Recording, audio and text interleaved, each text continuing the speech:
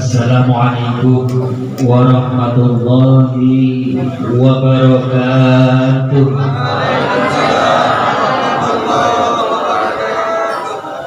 Alhamdulillah, alhamdulillahilladzi arsala rasulahu bil huda wa dinil haqq. Para desa beserta sabda yang masyaallah dimuliakan oleh Allah Subhanahu wa taala. Hadratul kiram, para alim, imam, ustaz, ustazah yang masyaallah juga dimuliakan oleh Allah Subhanahu wa taala. Hadratul kiram, bapak-bapak, ibu-ibu, masyarakat Ujung Karang. Semoga senantiasa Allah berikan sehat jasmani rohani, Allahumma amin. Saya izin duduk ya Bu. Saya kan manten baru, kalau berdiri kacau. Sebelum kita ngaji, siapa udah kenal saya belum? Belum. Kenalan dulu. Saya anak janda Jawa dan Sunda. Bapak Jawa, ibu Sunda, janda. Staf Bukit Indah tempat saya. Saya asli laki-laki Bu, walaupun dorong kayak ini. Yang di belakang tadi itu cowok apa cewek ya? Asli. Asli agak asli. Kiranya gak usah panjang lebar ya. Kita ngaji gak usah panjang lebar kenalannya. Pertama-tama puji dan syukur kepada Allah Subhanahu wa taala. Kita harus bersyukur kepada Allah atas semua nikmat yang Allah berikan kepada kita. Betul? Kehadiran sampean di sini termasuk seizin Allah. Ini bapak-bapak jangan meri. Saya itu kalau ngaji biasanya panggilnya banyak Bu, karena seringnya kumpul sama ibu-ibu. Betul nggak? Di dalam kitab hikam dijelaskan, jangan engkau heran ketika engkau melihat ukiran. Jangan engkau heran dengan ukiran itu. Tapi kamu ingat siapa yang membikinnya. Jangan kamu heran ketika melihat buah sawit yang lebat hijau. Tapi kamu ingat siapa yang mengeluarkan buah itu. Siapa yang memberi lebat buah itu. Sudahkah aku berbuat kepadanya? Tanya diri kita, jangan orang lain. Betul? Jangan sekali-kali kita memponis orang, weh kamu belum sholat, kamu diri kita. Cukup kita aja, gak usah ke orang lain. Sudahkah aku nih syukur kepada Dia Rob, Kau berikan aku hasil sawit banyak berlimpah ruah. Jangankan untuk zakat, untuk mentasorufkan, menjalankan nikmat yang Allah berikan, kadang kita lupa. Banyaklah untuk kita daripada untuk Allah. Betul nggak? Kalau ke masjid bapak-bapak Jumatan berapa ngisi kotak biasanya? 2.000. Betul? 2.000 paling mentok 5.000. Kalau untuk ke Ragunan habis berapa tuh sehari? 200.000 nggak cukup. Sudahkah imbang?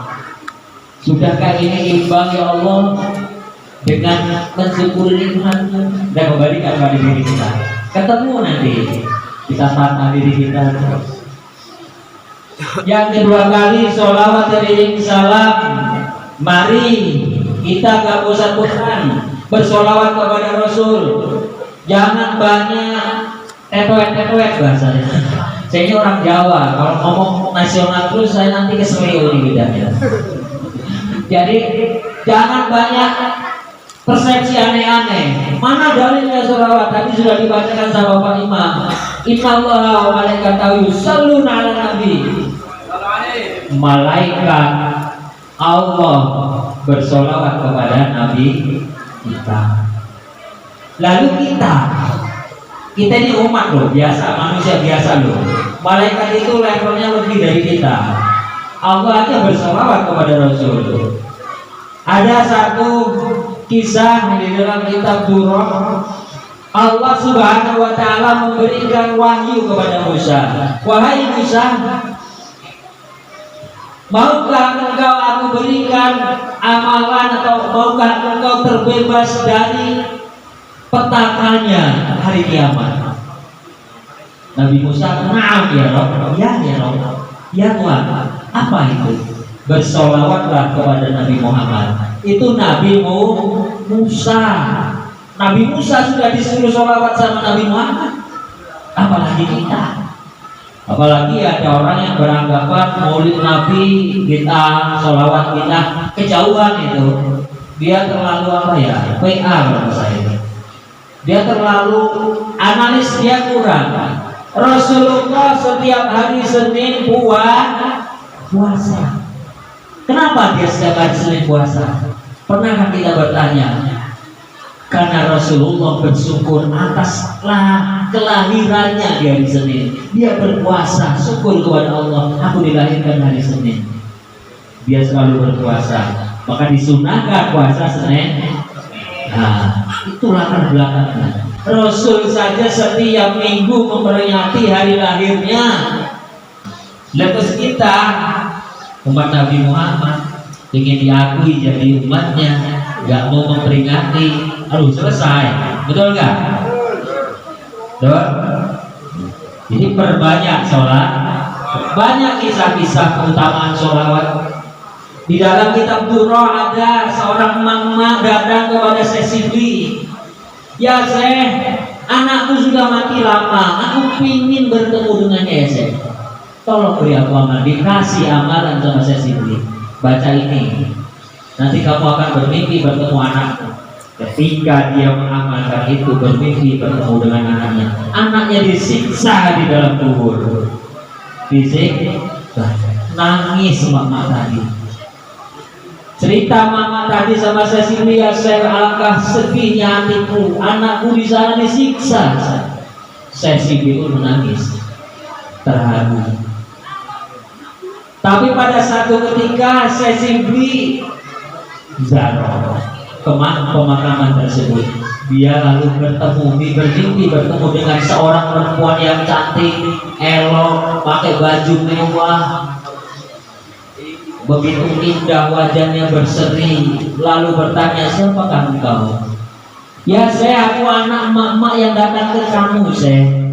"Loh, kata emakmu kamu kan disiksa di dalam kubur, kok sekarang kamu begitu cantik berseri, pakaian mewah?"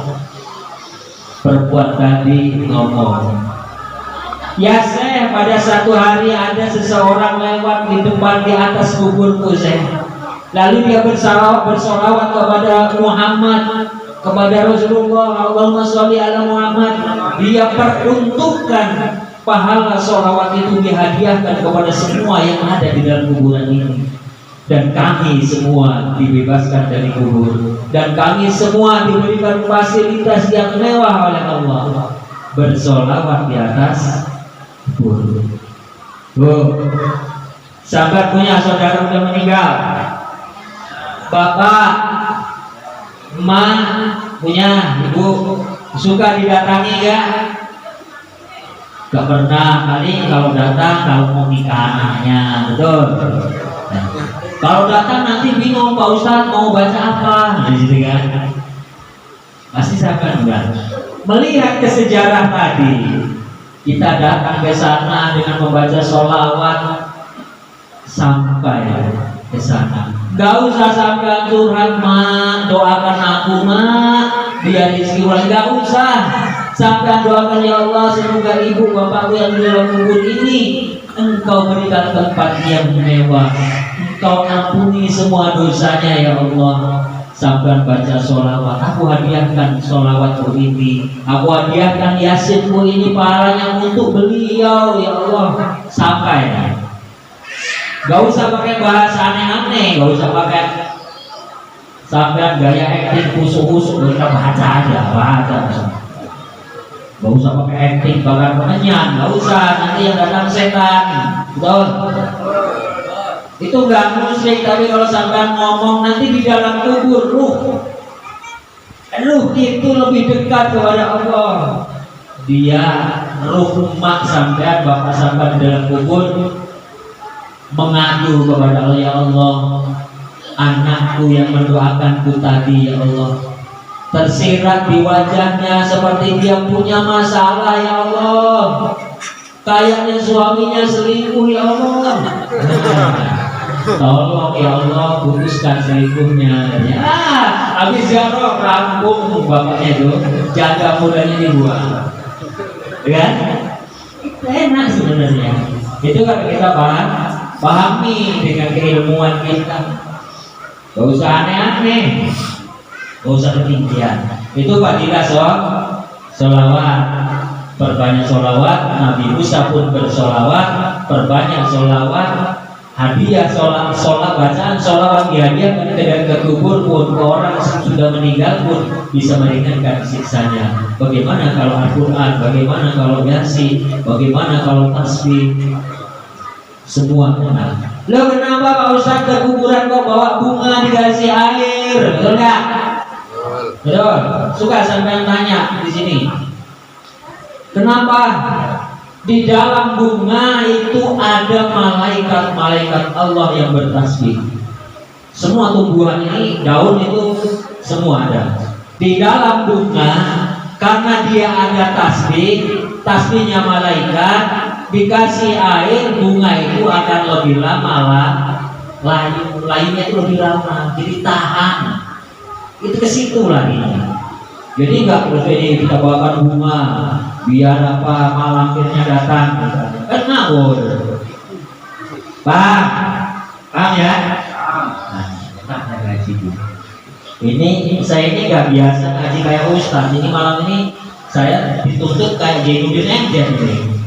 Bahasanya nasional, saya biasanya bahasanya Jawa terus nggak karuan biasanya. Minggu kemarin saya dari sini loh. Ya, Tegri ya. Jadi ini ada Ustadz Aryono, ini kawan saya, sama saudara, dia turunan Adam, saya juga sama. Dia anak Kaur kan itu. Saya orang Jawa. Beliau bikin majelis namanya Sabilun Najah. Jadi majelis Quran, kalau mau ikut boleh ke masjid-masjid. Kebetulan saya termasuk personil di dalamnya. Saya suka jadi penghibur di dalamnya. Jadi ada nanti acara hiburan, saya yang menjadi dagelan bahasa orang Jawa. Itu saya singkat itu Sabilun Najah, SN Jos. Bukan SN-nya loh, SN Jos. SN-nya itu penjago siapa? Kusuda. Ini SN Jos. Dan bacaan Quran yang Ustaz Aryon itu sering baca rame-rame itu dikhususkan untuk hadiah Fatihah yang sudah meninggal, kakek-kakek kita. Apa lagi yang bisa kita perbuat untuk mereka? Dikasih ikan tokol udah nggak doyan, betul nggak? Dikasih makanan buah-buahan, ibu kita di dalam kubur sudah tidak mau. Dia hanya butuhkan doa dari kita. Kirim doa. Yang ketiga kali, pada malam hari ini kita berkumpul dengan satu tujuan, memperingati hari lahir bagi Rasul Sallallahu Alaihi Wasallam. Apa sih maulid itu? Banyak sekali keutamaan, terutama di dalam maulid. Bahkan ada salah satu ucapan dari Sayyidina Ali, barang siapa memuliakan, barang siapa bersedekah 2 dirham untuk maulid Nabi, maka Allah berikan kelak di yaumul qiyamah 2 jabal Uhud, 2 gunung emas untuknya. Tadi urunan pirogi Pak Panitia. Sampai bisa jawab? Jawab bisa nggak jawab? Gak bisa? Aduh. Setiap mau lulus, saya cerita di Banten ya. Saya dulu pesantren di Banten. Di Banten itu di Balai Raja. Tempat Abah Yusuf saya mampir, tempat Abu Yati saya mampir. Saya salut sama masyarakat Banten. Salutnya di mana? Maulid Nabi itu tiap rumah di sana. Jadi tiap rumah itu maulidan, bikin makanan, bikin keduren untuk maulidan, untuk memperingati Maulid Rasul. Enggak di masjid-masjid, di rumah-rumah. Saking cintanya kepada Rasul. Kalau kita di masjid aja nggak ada Al-Ikhlas katanya Bapak di tadi. Ayo, gak usah takut, gak usah takut rugi, gak usah itu nanti untuk tabungan kita di akhirat. Mungkin itulah yang akan dikenang oleh Rasulullah.